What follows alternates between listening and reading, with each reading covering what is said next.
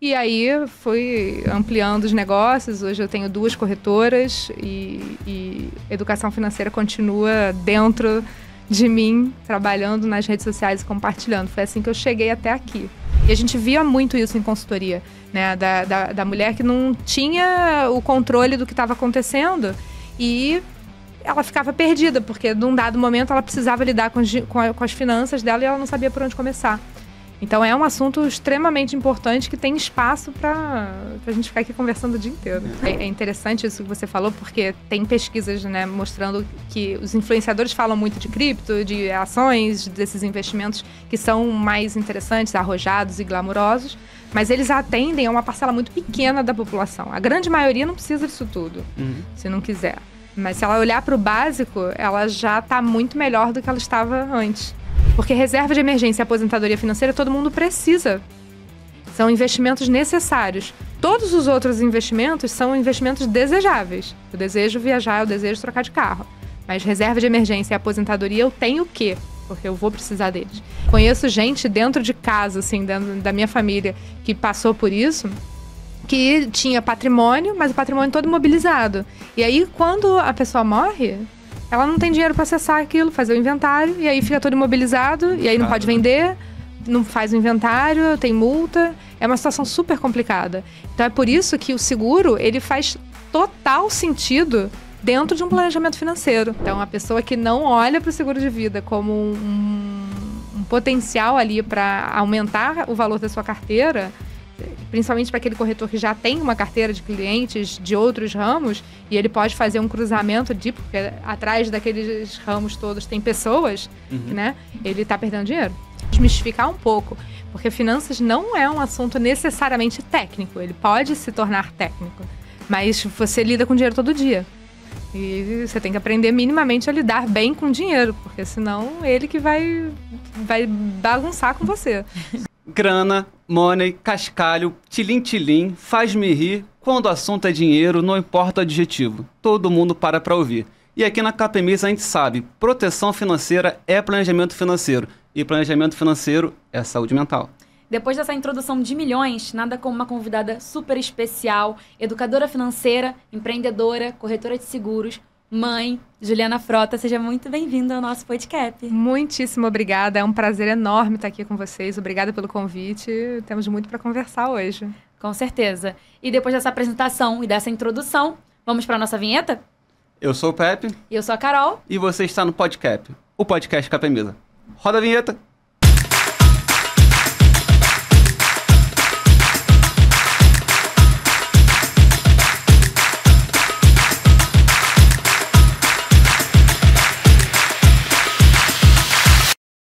Ju, vamos começar pelo começo. A gente quer saber sobre a sua trajetória, o que te trouxe até aqui, o que te trouxe em falar sobre finanças, educação financeira, principalmente com o público-alvo voltado para as mulheres.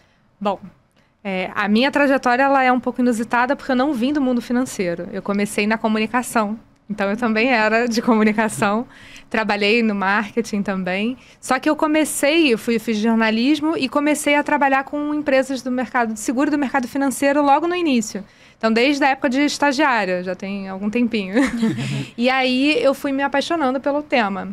Fui olhando para seguros, aprendendo um pouco mais, aprendendo investimentos. Na época, a Bovespa tinha um programa chamado Bovespa Vai Até Você. Eu achava aquilo super interessante.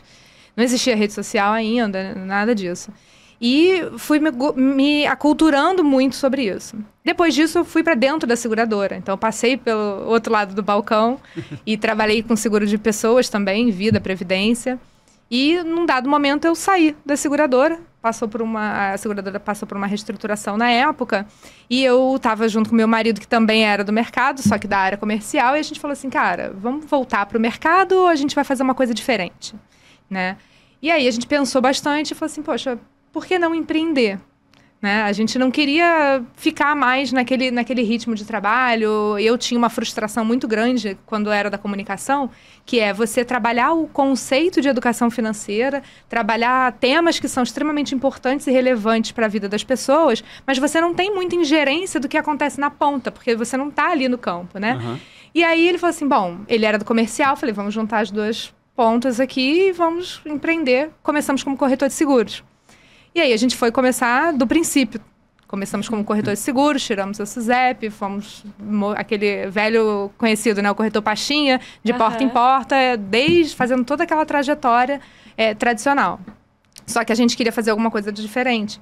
Então, a gente, logo que começou a empreender nesse mercado, a gente fez parceria com outras seguradoras que a gente tinha para ampliar o leque, porque o nosso objetivo era sempre ter um olhar do que é necessário para o planejamento financeiro dos clientes.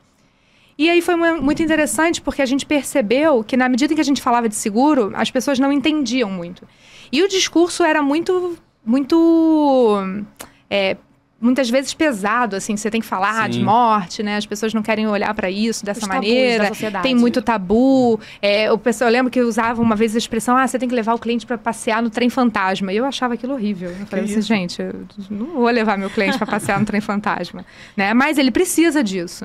Tem um papel ali importante na vida deles. Então, a gente começou a tratar muito de educação financeira ali, ainda não de forma sistematizada, mas falar do contexto do seguro dentro do planejamento financeiro. Quando a gente fazia isso, fazia muito sentido para as pessoas. E elas tinham muitas dúvidas de investimento, de gestão, de tudo. Então, quando a gente começou a ampliar o leque e trabalhar com o planejamento financeiro, aquilo foi fluindo muito mais. As pessoas foram entendendo a necessidade do seguro. E a gente falou assim, bom, vamos continuar nessa jornada empreendedora, vamos começar a falar disso na rede social também, né? Então, a gente começou o canal no YouTube, a gente montou o canal no Instagram e começamos a tratar do tema educação financeira como um todo, mas muito focado em seguro. Tem pouca coisa falando de seguro ainda disponível na internet, né? Isso é verdade. Né? Você imagina que vocês produzem conteúdo pra caramba, sabem disso. Quando você olha mercado financeiro, investimentos como um todo, tem um monte, né? Tem milhares de canais enormes. Todos eles falam de investimentos, todo mundo quer ficar rico, mas ninguém quer pensar que pode ficar pobre, que pode perder tudo, né? Então, eu comecei a fazer essa trajetória. Nesse meio do caminho, eu também me formei como educadora financeira, tirei uma certificação de educação financeira, e aí fui ampliando os negócios. Hoje eu tenho 2 corretoras e educação financeira continua dentro de mim, trabalhando nas redes sociais e compartilhando. Foi assim que eu cheguei até aqui.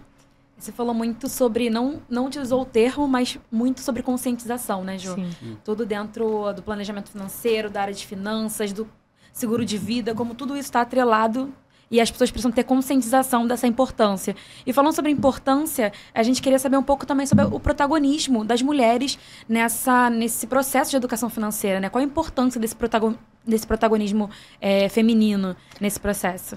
Olha, para mim ele é primordial. Primeiro porque as mulheres estão cada vez ocupando mais espaço na sociedade como um todo. E nas finanças é algo natural, né? A gente ganha dinheiro, trabalha, se forma, tem uma profissão, uma carreira, é remunerado por isso. Se a gente não aprender e não cuidar do nosso dinheiro, quem é que vai cuidar? Então, assim, estimular que as mulheres participem das finanças da sua casa, não deleguem totalmente, ainda que elas queiram, você tem uma sobrecarga de trabalho muito grande no dia a dia e que muitas vezes você acaba, não quero olhar para isso, né, porque é um tema mais árido um pouco, mas não precisa ser. E você, por mais que você deixe que o outro faça, ainda assim nunca deve largar totalmente, porque quando você coloca tudo na mão do outro, você tem um risco. E a gente trabalha com gerenciamento de risco. Exato. Né? Você tem um risco. Hoje você está com aquela pessoa, amanhã você pode não estar. E não é porque necessariamente se separou, mas o outro pode não estar aqui. Então, é sempre um risco quando você deixa tudo na mão do outro. Então, a mulher entender que ela, do mesmo jeito que ela conquistou esse espaço, ela também precisa ter um pouco do controle da sua despesa, da sua renda, dos seus investimentos, isso é fundamental. Além disso, a gente tem um outro desafio que é enorme, que a gente vai viver cada vez mais, porque a longevidade é para todo mundo, mas as mulheres vivem em média mais do que os homens, se não me engano são 7 anos a mais do que os homens, o que significa que se seu marido é mais velho, você provavelmente vai ficar viúva. Então, se você deixou tudo na mão dele, em algum momento aquilo vai cair de paraquedas. E a gente via muito isso em consultoria, né? Da mulher que não tinha o controle do que estava acontecendo e ela ficava perdida, porque num dado momento ela precisava lidar com as finanças dela e ela não sabia por onde começar. Então, é um assunto extremamente importante que tem espaço para a gente ficar aqui conversando o dia inteiro. Está coberto de razão. Você está falando muito sobre planejamento financeiro, mas a gente vê focar aí alguns termos como consciência financeira. Você pode dizer para a gente o que significa isso? Que eu, como leigo, não entendo. Bom, eu acho esse termo muito bom porque ele serve para tudo na nossa vida, né? Assim, a gente hoje em dia tem uma sobrecarga de trabalho, tá todo mundo acelerado cada vez mais, né? Assistindo tudo na velocidade 2 e a gente não para prestar atenção naquilo que a gente faz. E com o dinheiro é a mesma coisa, porque o assunto finanças, as pessoas acham que muitas vezes ele é técnico, mas ele é um assunto que tem muito do nosso dia a dia e o comportamental, ele se sobrepõe ao técnico. Você aprende a técnica fácil, mas o teu comportamental é que vai ditar como você vai se sair com o seu dinheiro. E quando você fala de consciência, eu faço muito uma analogia de você estar... É mindfulness, né? É um tipo de meditação que tem, que é você estar presente na sua vida e na sua vida financeira. Então, você não vai conseguir fazer isso o tempo todo, mas se você exercita toda vez, ter um pouco de consciência das coisas que você está fazendo, do que você está consumindo, de como você consome, de como você está quando vai fazer algum consumo, tudo isso afeta de alguma maneira a vida financeira de uma pessoa, né? Então, a consciência financeira, quando você exercita, porque ela não é um botão que você aperta, conquistei a consciência, né? Não preciso fazer mais nada. É uma coisa que você precisa estar se olhando para dentro o tempo inteiro. E a consciência é isso. É você trazer o tempo inteiro para sua atenção o que você está fazendo em relação às suas finanças. Entendi. E hoje em dia, com a internet, tem muito influenciador surgindo, como a gente falou agora há pouco, com esse tema finanças, mas eu fico um pouco perdido, porque eles falam um pouco de cripto, falam de título do tesouro, caixinha. Como começar? O que fazer? O que fazer para começar? Bom, o interesse, sem dúvida nenhuma, é o primeiro passo, né? Eu acho interessante isso que você falou, porque tem pesquisas, né, mostrando que os influenciadores falam muito de cripto, de ações, desses investimentos que são mais interessantes, arrojados e glamurosos, mas eles atendem a uma parcela muito pequena da população. A grande maioria não precisa disso tudo, se não quiser. Mas se ela olhar para o básico, ela já está muito melhor do que ela estava antes, né? Então, para você começar... A sugestão que eu sempre dou é começar pelo planejamento, ainda que seja um planejamento simplificado. Então, eu gosto muito de trazer um exemplo do planejamento financeiro numa folha de papel. Você vai pegar uma folha de papel A4 e vai dividir ela ao meio, e dividir ao meio até você ter 8 quadrados. E você vai fazer isso todo ano, ou pelo menos uma vez a cada 2 anos. Mas o legal é você fazer um acompanhamento. Em cada quadrado, você vai botar um pouquinho da sua vida financeira. Você começa pelos sonhos. E por incrível que pareça, as pessoas não têm consciência do que elas querem da vida delas. É muito comum você perguntar para uma pessoa quais são os seus sonhos, de curto, médio e longo prazo, o que você quer fazer? O que você planeja para sua vida? Ah, não sei, não pensei. Ou não tenho ideia. Assim, eu quero viajar. Né? Tá, mas se você fica só no genérico, você nunca executa aquilo, né? Então, as pessoas não têm muito essa clareza. E a primeira coisa para você saber o que você vai fazer com o seu dinheiro é ter clareza do porquê que você está fazendo aquilo. Então, você bota os sonhos, aí você trabalha com as suas receitas, qual é a tua receita, qual é a tua despesa, qual é o teu saldo. E aí você tem as dívidas, se você tiver, os investimentos, quanto que você tem investido, o que você tem de seguros e proteções financeiras e o que você tem de patrimônio.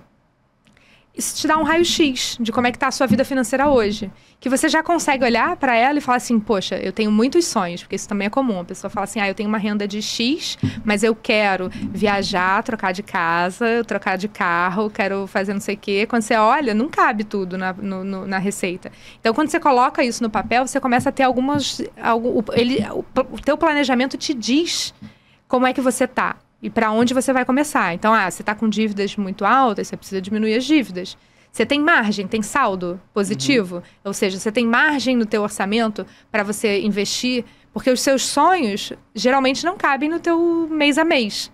Porque se coubesse, você realizava, não era sonho. O sonho precisa de alguns meses ou anos se planejando para você alcançar ele. Então, quando você faz isso uma vez, depois você já tem um diagnóstico ali, só de olhar de como você está. E aí você começa a buscar conteúdo, buscar informação, buscar orientação para melhorar aqueles quadradinhos que estão precisando de mais atenção. No ano seguinte, você faz de novo. E aí você vê o que evoluiu. Evoluiu ou não evoluiu? Andou para frente ou fiquei estacionado? E aí você vai acompanhando, né? Eu falo sempre que o planejamento financeiro, ele deve ser um norte.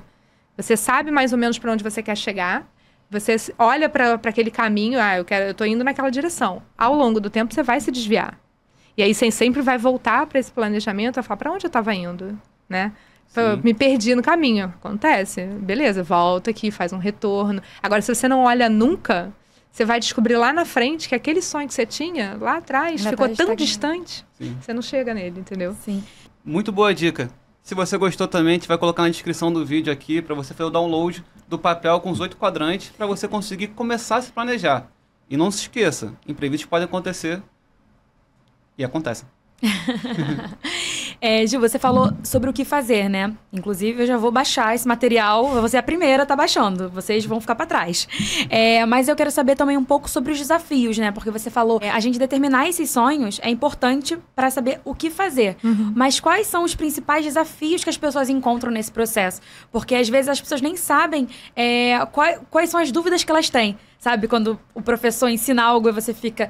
Eu não sei nem o que perguntar, que a dúvida ela é tão macro. Então, quais são os principais desafios que as pessoas encontram e para chegar aí no passo a passo do que a gente pode fazer? Maravilha. Bom, você tem alguns desafios grandes e alguns pequenos, mas eu diria que alguns são chaves, né? A renda, sem dúvida nenhuma, muitas vezes, para muita gente, ela é um ponto que a gente não pode ignorar. Não importa quanto você ganha, é relativo. Até um determinado valor importa.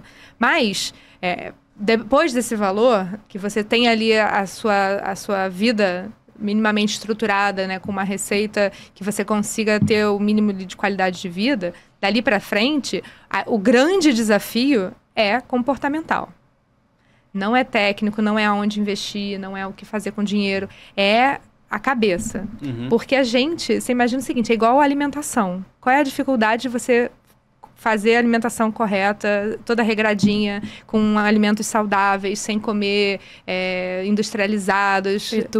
Fritura. A questão é que você sabe o que você precisa fazer, muitas vezes, só que o comportamental é que te dificulta no dia a dia. Porque a gente tem um monte de coisas para fazer, aí quando a gente está cansado, a gente tem um estoque de decisões que a gente consegue tomar ao longo do dia.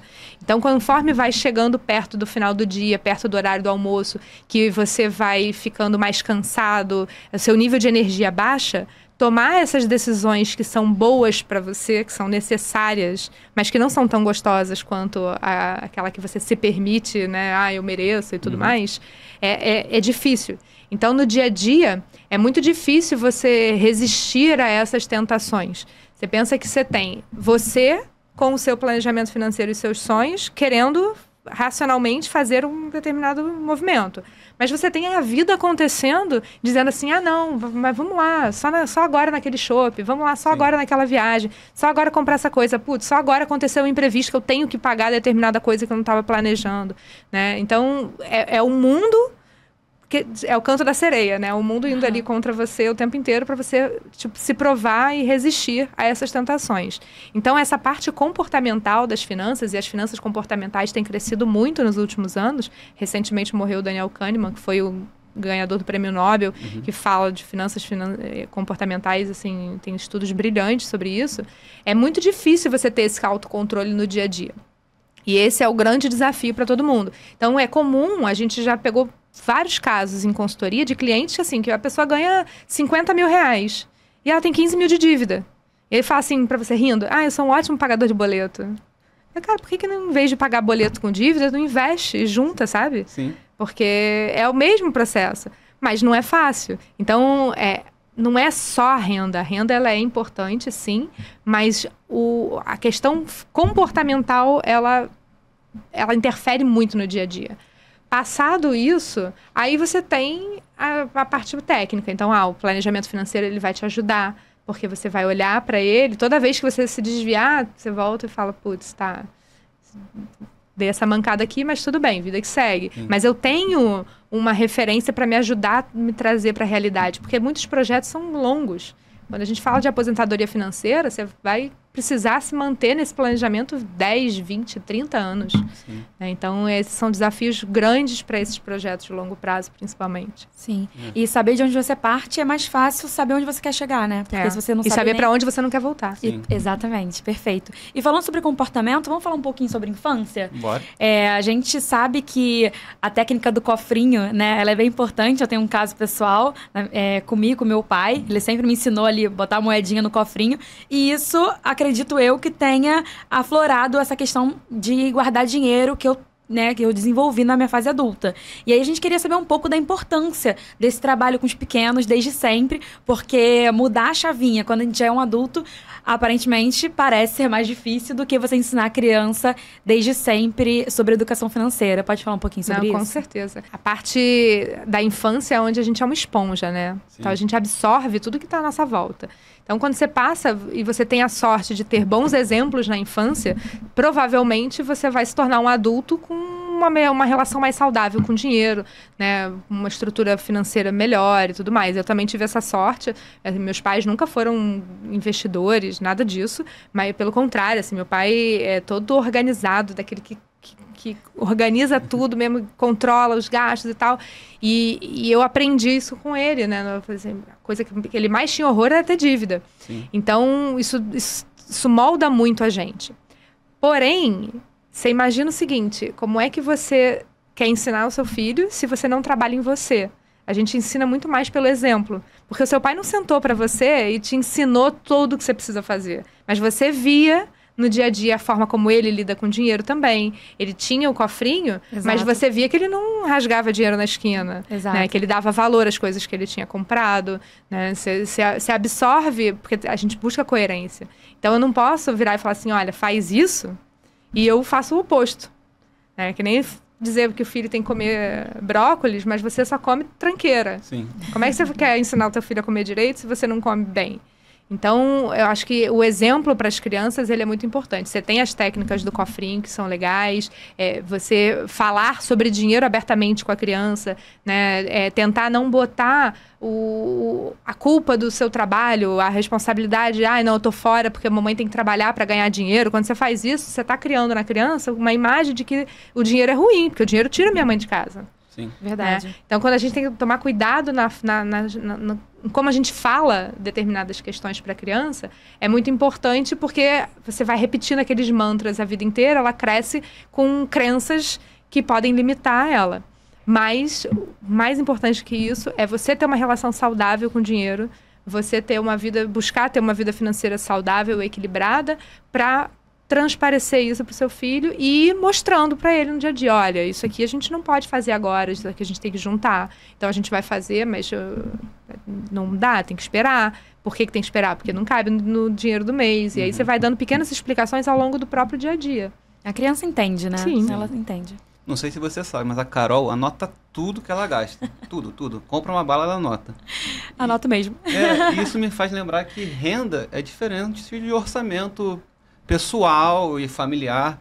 Você consegue dar alguma dica para quem está querendo planejar e criar um orçamento particular e familiar também?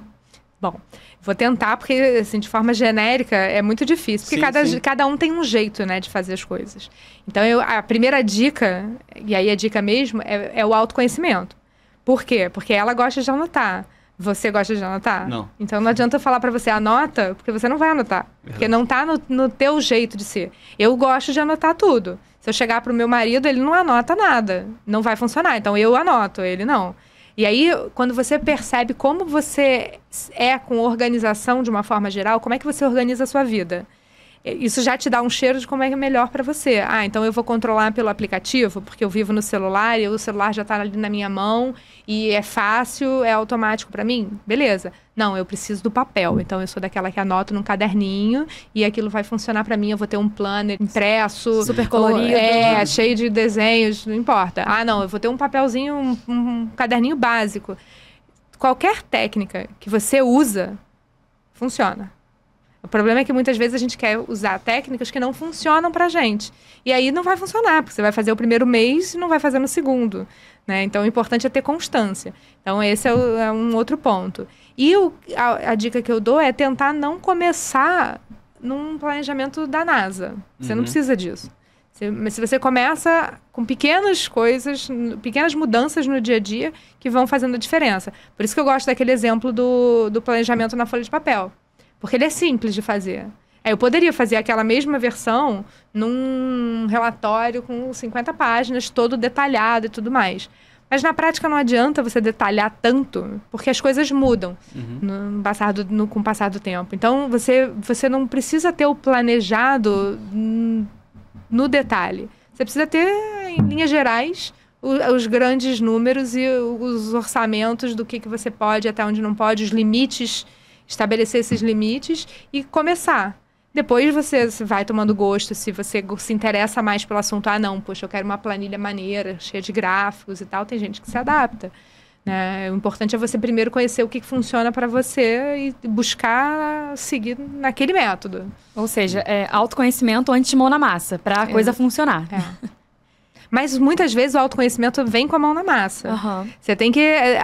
Você tem um cheiro quando você começa. A prática, a organização financeira, ela é uma eterna... Acho que ela não acaba nunca. Você está sempre fazendo. Porque toda hora entra alguma coisa que te desvia ali. Sim. Então, a vida é dinâmica. Não dá para ficar engessado, senão você pira, né? O importante é você estar em constante contato com ele. Porque quando você está em contato com ele, você lembra, fala assim, putz, eu queria comprar tal coisa, mas ontem eu estava vi os números, putz, tô estourando aqui, não posso. Aí amanhã eu esqueci. Mas aí se eu estou olhando todo dia, eu vou lembrar de novo, vou falar, putz, não, tem aqui, estou fazendo isso por conta daquele projeto que eu quero fazer. Entender que é totalmente mutável, né? Não está escrito em pedra. Você pode ir ajustando ao longo do processo. Não precisa definir aquele método de organização e falar, agora eu tenho que seguir pro resto do ano. Para sempre, não. É vida. Exato. A vida muda toda hora. A sociedade tem constante movimentação, a sua vida também, o seu financeiro também, e aí adaptando uma coisa para outra, né? Acho que faz todo sentido. Sim, e você acaba tendo um objetivo principal, como você falou, no primeiro quadrante do papel. E às vezes gastos necessários acabam te roubando aquilo. Às vezes, eu gosto de sair para comer e gasto muito mais do que deveria. Ou eu adoro um shopping com os amigos. Eu acabo gastando e se eu juntasse aquilo, eu conseguiria chegar mais rápido no meu objetivo. Você tem alguma dica que a gente possa, em prática, que a gente consiga segurar um pouco esses gastos necessários ou como otimizar esses gastos necessários? Se permita uma vez a cada 15 dias, por exemplo. Você não pode cortar. Você imagina uma dieta restritiva. Que você não pode comer nada. Você vai fazer 3 dias no quarto, você está matando alguém. Sim. Né? Só não vai porque senão vai ser preso, mas a vontade é essa, né? Então, com finanças é a mesma coisa. Se você tem um orçamento, às vezes você está numa situação muito crítica que você precisa cortar tudo. Mas isso não é sustentável. Sim. Você precisa se divertir, você precisa ser feliz ao longo do processo, porque senão ninguém aguenta. Então, o importante é você estabelecer uns limites. Porque não é porque eu preciso ser feliz que eu vou ser feliz todos os dias. Porque a gente não é criança que fala, eu quero uma Ferrari. Não posso, não dá, não tem dinheiro para comprar. Verdade. Né? Eu quero um monte de coisa. Então, eu lembro quando o meu enteado falava assim, mas eu quero tal coisa. Eu falei que falou a palavra errada. Eu quero um monte de coisa que eu não posso. Então, vamos conversar para ver como é que a gente vai resolver isso. Porque nem tudo que a gente quer, a gente pode. Então, de forma bem prática, você fazer um exercício do orçamento base zero. Em empresa, a gente faz muito isso. Se você não tivesse despesa nenhuma já estabelecida, né? Olha para a tua renda e quanto que você entende que seria interessante, percentualmente falando, para determinados gastos. Para os gastos essenciais. O que são os gastos essenciais? Eu não gosto muito da definição do gasto fixo e do gasto variável. Eu prefiro, de forma simplificada, do gasto essencial para o gasto de estilo de vida. O gasto essencial é aquele que é essencial, você não muda com tanta facilidade. Então, é o teu custo de moradia, a conta de luz, de água, né? Internet deveria estar como gasto essencial, porque quase todo mundo hoje em dia que trabalha em empresa tem a vantagem de trabalhar eventualmente remoto. Então, você precisa, ainda que você possa, numa situação muito pesada, eu preciso cortar desesperadamente, você corta. Mas esses gastos essenciais são os gastos que você precisa para viver, que você tem um pouco mais de dificuldade de mudar eles de uma hora para outra se uma emergência acontece. Tá? Quanto que eles vão ocupar da tua renda? E os gastos de estilo de vida são todos aqueles outros gastos que você tem, mas que se o bicho pega, você consegue cortar por um tempo. Então, o iFood você corta, sei lá, a balada você corta. Você não vai cortar sempre. Então, você faz esse exercício de quanto que você pode gastar para uma coisa, quanto você pode gastar para outra. E aí, você estabelece. Não, eu posso gastar, então, para balada, para o shopping com os amigos, tantos reais por final de semana. E segue aquilo. Separa. Aí, você tem que ver como você lida melhor com o dinheiro, se você vai separar num cartão específico, se você vai sacar o dinheiro e botar na técnica que chamam dos envelopes, né? Que você bota o dinheiro separado dentro do envelope. Não, esse dinheiro aqui é para sair com os amigos no final de semana. E não ultrapassa aquele limite. Você tem que conhecer esses limites. E aí você vai acompanhando, se permitindo. Porque o que não dá é você ter o seguinte: eu quero um dia me aposentar. Mas eu tenho um autor que eu gosto muito, que é o Dan Ariely, que fala de finanças comportamentais, que ele tem uma frase que ele fala assim: olha, a gente promete que vai investir para aposentadoria, mas a gente torra tudo nas férias. Que é muito mais legal. Exato. Só que eu não posso esquecer que um dia eu vou me aposentar. E essa é uma jornada que leva tempo. E se eu só olho para ela na véspera, eu vou precisar fazer uma escalada enorme. Eu vou precisar de muito dinheiro para poder chegar no montante que eu preciso. Então, eu não posso me descuidar dela totalmente. Mas eu tenho que ser feliz ao longo do tempo. Então, você tem que buscar, olhar, eu vou destinar tantos %. Aí depois você vai olhar o teu orçamento e vai ver quanto que você de fato destina para cada coisa. Sim. E aí você faz os ajustes aos pouquinhos, porque também não adianta fazer todos os ajustes de uma vez. Então agora eu vou ajustar o cartão de crédito, que é um ajuste que é mais fácil de eu fazer, porque não é despesa essencial. Eu começo pelas despesas de estilo de vida. Eu fiz isso há uns anos atrás, quando a gente saiu de empresa e foi empreender. A gente morava num apartamento que a conta de luz era uma fortuna. Na época, a gente estava na empresa, não precisava me preocupar com isso. Mas depois você fala assim, eu sei lá quanto tempo que eu vou ficar colocando dinheiro no meu negócio até eu começar a ter retorno sobre esse investimento. Então, o que a gente fez? Bota o apartamento para vender. Vamos para outro apartamento que eu não gaste isso tudo. É fácil fazer isso? Não, porque as pessoas ficam muitas vezes apegadas àquelas decisões que elas tomaram e elas não querem mudar. Né? Só que às vezes isso é sofrido. Muitas vezes você muda de status naquele momento e você precisa fazer um downgrade ali, dar um passo para trás para dar 2 para frente. Mas se você não olha para isso, você vai ficar gastando mais do que o seu orçamento permite. E aí vai estourar a conta. E a gente falou sobre tabu, sobre se permitir, não se permitir, o que fazer, o que não fazer. E para muitas pessoas, essa relação com o dinheiro, ela ainda é muito difícil, né? Então, como é que a gente consegue estabelecer uma relação mais saudável? Entender que o dinheiro é nosso amigo, não nosso inimigo?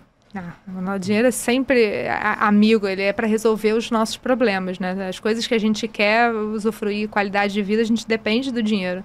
Então, para começar a ter essa relação mais saudável, eu diria que você precisa fazer as pazes com o dinheiro e olhar para ele com outros olhos. Assim, você está trabalhando para ter dinheiro ou o dinheiro te serve? Né? E aí você começa a olhar para o dinheiro de uma forma diferente. Um exercício interessante é ver também como era na tua infância, como é que eram os seus avós, os seus pais, seus tios, como é que era a relação com o dinheiro lá atrás, porque às vezes a gente reproduz muito daquelas crenças limitantes deles, né?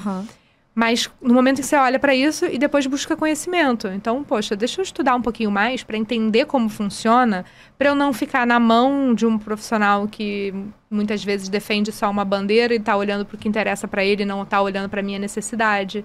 Porque aí a gente fica com raiva do dinheiro, mas não é o dinheiro. O dinheiro é só um recurso, né? É a forma como ele foi usado. Né? Então, é importante você buscar conhecimento para começar a se situar ali nesse universo. E não precisa virar PhD em finanças. Não precisa virar um expert em finanças. Mas ter algum conhecimento é importante, porque senão você fica refém do que o outro te diz. Exato. Com certeza. A geração dos nossos pais foi muita geração da poupança, né? E do nada a gente virou adulto e poupança virou um investimento ruim. E você fica um pouco assustado, né? Porque eu sempre soube que a poupança era bom, agora é ruim. Então, para quem está começando agora, se tivesse algum investimento assim, qual o primeiro investimento que você pode fazer sem se guardar? Investir em alguma coisa. Ótimo. O que seria? Ótimo. Bom, você tem 2 investimentos iniciais que são fundamentais para qualquer pessoa que está começando. Primeiro são os investimentos de curto prazo para emergência. Esses você tem que ter, que seria antigamente na poupança. Você hoje precisa buscar investimentos para reserva de emergência e para os seus objetivos de curto prazo em títulos de renda fixa. E aí você pode ir para um Tesouro Selic, que é um título do governo, que é tão seguro quanto a poupança, mas ele rende melhor do que a poupança hoje.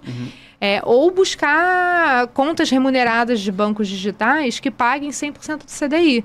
Porque aí você tem uma rentabilidade melhor do que a poupança.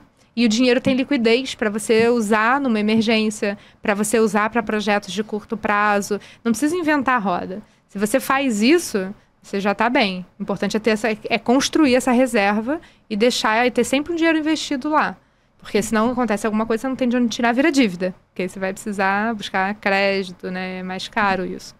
E esse é o primeiro investimento. E o segundo investimento que você deve começar em paralelo com esse é olhando para o longo prazo, que é a aposentadoria financeira. Porque reserva de emergência e aposentadoria financeira todo mundo precisa.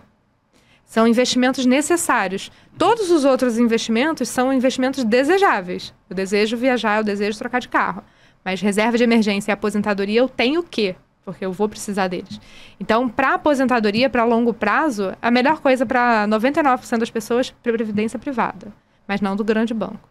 Que aí você vai ter taxas muito altas, né, que comem a rentabilidade. Mas buscar bons fundos de previdência privada em seguradoras independentes, você investir ali de forma automática de preferência, porque aí você tira o fator comportamental da jogada, você bota no piloto automático o teu investimento para o longo prazo para não precisar depender do teu autocontrole e começa.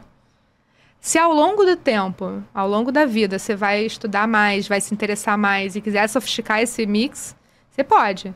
Mas se você não sofisticar e continuar com esse mix, você já está muito melhor do que estava. E muito melhor do que a maioria da população Com que não certeza. tem essa consciência financeira, né, Ju? Com certeza. E esse papo que a gente está tendo aqui foge bastante, né, Ju, do técnico. E a gente está abordando aqui também, sem querer, gente, aqui nada combinado, mas fluindo para o comportamental, que é o principal, como você disse lá no começo do papo, né, que o comportamental, ele era aí mais importante, vamos dizer assim, ou tão importante quanto o técnico, e acabou que o nosso papo foi fluindo, que aqui é realmente para qualquer pessoa, mesmo sem conhecimento técnico sobre o tema, né? Então Com isso certeza. é bem legal. Com certeza. É exatamente esse o objetivo, assim, é desmistificar um pouco. Porque finanças não é um assunto necessariamente técnico. Ele pode se tornar técnico. Mas você lida com dinheiro todo dia. E você tem que aprender minimamente a lidar bem com dinheiro. Porque senão ele que vai bagunçar com você. Sim. Se acontecer alguma coisa com você ou com sua família, você acaba perdendo um pouco da sua renda. Se você não tivesse proteção financeira. Então você pode perder padrão de vida, a escola das crianças pode ficar ameaçada. Eu que sou pai agora, eu morro de medo disso. Queria que você pudesse falar um pouquinho sobre o seguro de vida também com o planejamento financeiro. Ótima pergunta, porque esse, para mim, é um dos temas mais importantes dentro do planejamento financeiro. Foi por ele que eu comecei, inclusive, né, quando eu falei lá atrás da minha trajetória. Ao longo do tempo, a gente desenvolveu um método que a gente chamou de GPS, que é o quê? Eu tenho 3 pilares para um planejamento financeiro saudável. Eu tenho o G, que é a gestão financeira do dia a dia, onde eu lido com os gastos e tudo tem que caber aqui. É o batimento cardíaco da vida financeira de uma pessoa. É porque eu tenho uma receita, uma despesa, e as minhas despesas e toda a minha vida tem que caber dentro dessa receita. O P são as proteções. Por quê? Porque enquanto eu estou investindo para os meus sonhos, que é o S, eu tenho um caminho. E ao longo desse caminho, eu não tenho ainda o dinheiro necessário para me aposentar financeiramente, né, para parar e viver de renda. Então, eu tenho riscos. Alguns riscos eu posso assumir por conta própria e outros não, porque eles vão impactar muito a minha vida financeira. E para esses riscos, os seguros são fundamentais. Para isso é que eles entram. E aí você tem várias proteções que são importantes, porque você imagina, a gente falou da reserva de emergência, né? A reserva de emergência, para muita gente, ela vai levar 1, 2, 3 anos para ser construída. Como é que fica, ao longo desses 3 anos, do tempo que for necessário, a sua renda, se você sofre um acidente, fica doente, fica 2, 3, 4 meses sem poder trabalhar? Para quem é profissional autônomo, por exemplo. Né? Então, o seguro é essencial para isso. A mesma coisa, a gente falou de aposentadoria financeira. Então, eu vou levar 30 anos para investir, para chegar num montante de dinheiro que eu precise alcançar para me gerar renda para eu poder viver dessa renda. Daqui até lá, E se acontece alguma coisa comigo e eu tenho uma invalidez permanente? Eu deixo de gerar renda, eu passo a ter uma série de outras despesas, como é que eu fico, né? E se eu tenho filhos pequenos e eu falto, como é que fica a situação deles para concluir os estudos? O meu companheiro, minha companheira tem dinheiro para sustentar os estudos dele? Não, como é que é isso? Quanto que eu preciso? Aí você tem seguros para isso, seguros temporários. Poxa, construir um patrimônio. Como é que fica para eu fazer a sucessão desse patrimônio? Porque fazer a sucessão do patrimônio tem um custo, né? E o seguro de vida não entra no inventário, portanto, eu posso usar isso como um instrumento de sucessão. Eu conheço gente dentro de casa, assim, dentro da minha família, que passou por isso, que tinha patrimônio, mas o patrimônio todo imobilizado. E aí, quando a pessoa morre, ela não tem dinheiro para acessar aquilo, fazer o inventário, e aí fica todo imobilizado, e aí não pode vender, não faz o inventário, tem multa. É uma situação super complicada. Então, é por isso que o seguro, ele faz total sentido dentro de um planejamento financeiro, dentro da parte no pilar da gestão, da proteção e dos investimentos. Eles são complementares. Seguro e investimento, eles precisam andar de mão dada. Até porque os investimentos ficam presos no inventário também. Então não adianta você ter um monte de dinheiro investido se esse dinheiro vai ficar preso e a sua família não vai conseguir acessar ele direto. Então, foi assim que a gente começou a produzir conteúdo e trazer isso para as pessoas, porque ele não precisa ser tabu e nem ser apocalíptico. Ele é simples, ele é um instrumento financeiro para proteger aqueles que dependem da sua renda, ou você, ou para aqueles que dependem de você, né? Então, eu acho que o seguro é obrigatório para todo mundo em algum grau. Vai depender do perfil. Ah, você tem filho, eu tenho filho, a gente precisa de um seguro para eles. Mas para quem não tem filho, precisa? Não precisa. Mas você pode parar de trabalhar hoje e viver com renda? Se você para de trabalhar hoje, você vive quantos meses sem entrar em dívida? Sim. Você tem que fazer essa conta para ver quais são os seguros que você precisa colocar no seu planejamento financeiro e quais são aqueles riscos que você já tem reserva suficiente, que esse daqui eu não preciso fazer o seguro, eu posso arcar com o seguro, ser o responsável pelo meu risco, né? É o que a gente sempre fala, né? Seguros tem a ver com finanças tem a ver com seguros, não é nada apartado, é todo mundo de mão dada caminhando junto, né? Sim. Exatamente. Muito legal. Então, você falou sobre autônomos, isso é muito importante. Meu pai, por exemplo, ele teve câncer cerebral, ele era dentista, ele era o pilar da empresa dele, e se ele não tivesse seguro, provavelmente minha infância teria sido muito pior do que foi. Então, o seguro realmente serve para isso. Mas o corretor também é autônomo, e muitas vezes ele não enxerga que ele mesmo precisa de proteção. Aquela coisa de casa de ferreiro espeto de pau. Então, você tem alguma dica para o corretor que não vê o seguro tanto como uma oportunidade para si, quanto para vender o seguro? Bom, eu confesso que eu não consigo nem entender, porque eu falo assim, como é que você vende uma coisa que você não compra? Né? Eu, pelo menos, eu só consigo vender aquilo que eu compro para mim. Então, eu já não entendo muito disso. Eu acho que você é um profissional autônomo ou não, você sempre precisa olhar para a sua estrutura financeira e entender que, em algum grau, você precisa de proteções. Porque duvido que a pessoa seja corretora, esteja com tudo azeitado. Já já antecipei minha sucessão, já deixei tudo organizado, que eu não preciso de seguro para absolutamente nada. É quase certo que vai precisar para alguma coisa, seja para você em vida, no caso de uma doença grave, no caso de uma invalidez, né? No caso de você ter algum problema de saúde e se afastar do trabalho por um tempo. São situações que todo mundo, principalmente que é profissional autônomo, precisa olhar. Para quem é funcionário público, algumas proteções já não fazem sentido, porque a pessoa não perde a renda delas, né? Então, não precisa daquelas, mas outras não, né? Então, eu acho que esse é um ponto extremamente importante para o corretor parar para pensar também.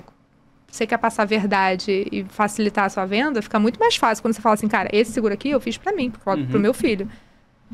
Quando você tem isso, fica muito mais fácil, a conversa soa muito mais natural e coerente, né? Então, eu acho que fazer. Não tem como fugir.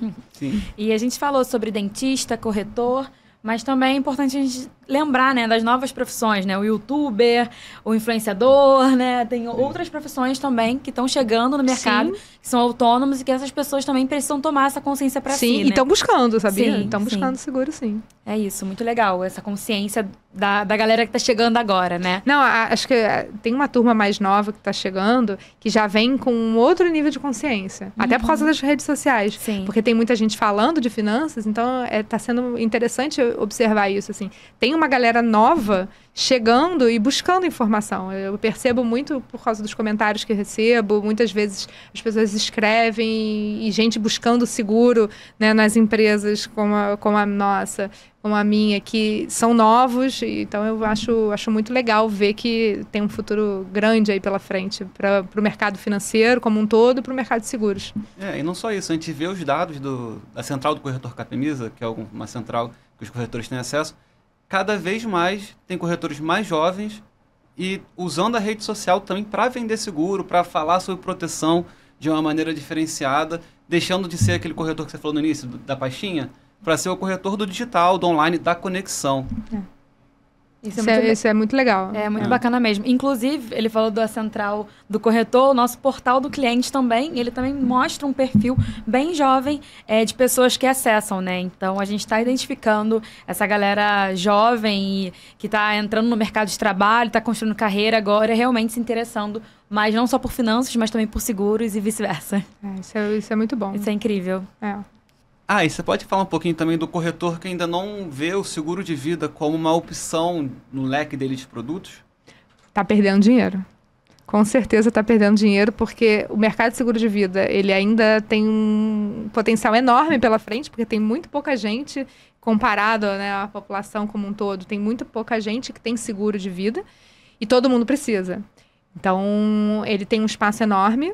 Dentro do universo dos seguros, ele também, justamente porque é mais complexo para você abordar as pessoas, né, para falar de seguro de vida, ele também tem uma remuneração muito melhor do que automóvel, por exemplo. Então, a pessoa que não olha para o seguro de vida como um potencial ali para aumentar o valor da sua carteira, principalmente para aquele corretor que já tem uma carteira de clientes de outros ramos, e ele pode fazer um cruzamento porque atrás daqueles ramos todos tem pessoas, né? Ele está perdendo dinheiro.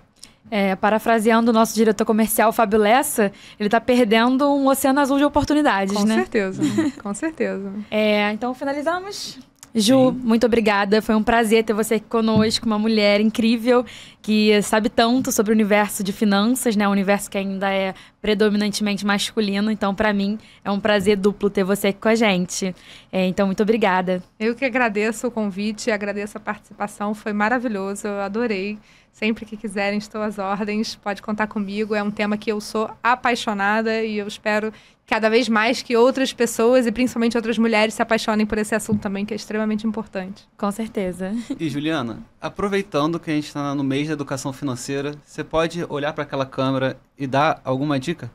Vou dar um conselho para fechar? Sim. Posso sim. Eu acho que o maior conselho que eu posso dar é você ter na cabeça que a gente precisa de 2 recursos para a vida inteira: saúde e dinheiro. Então, a gente vai viver mais, cada vez mais, e não adianta a gente chegar lá na frente com muita saúde e pouco dinheiro, assim como também não adianta a gente chegar lá na frente com muito dinheiro e sem saúde nenhuma. Mas são 2 recursos que a gente precisa investir todos os dias, porque você cultiva saúde e saúde financeira. Então, a dica que eu dou é comece. Comece do jeito que dá, com os recursos que tem, e depois vai melhorando, lapida isso ao longo do tempo. Acho que é isso. Poderia pedir várias coisas, mas não vou pedir dinheiro. Eu vou pedir para você se inscrever aqui no canal, deixar aqui o seu like se você gostou do vídeo. Vou deixar aqui embaixo também na descrição todas as redes da Juliana Frota para você seguir ela também nas redes sociais. E o material, a gente não pode esquecer do material. O material para você baixar e começar seu planejamento financeiro direitinho. E não se esqueça de seguir a Capemisa nas redes sociais e você sempre vai encontrar conteúdos com foco nos nossos 3 Cs: colaboradores, corretores e clientes. Tem Instagram, Facebook, TikTok, Twitter, o que vocês quiserem. Tudo lá com muito conteúdo bacana para você seguir. Esse e mais muitos outros. E a gente se vê na próxima. Eu sou a Carol. Eu sou o Pepe e esse foi o Podcap. Até a próxima.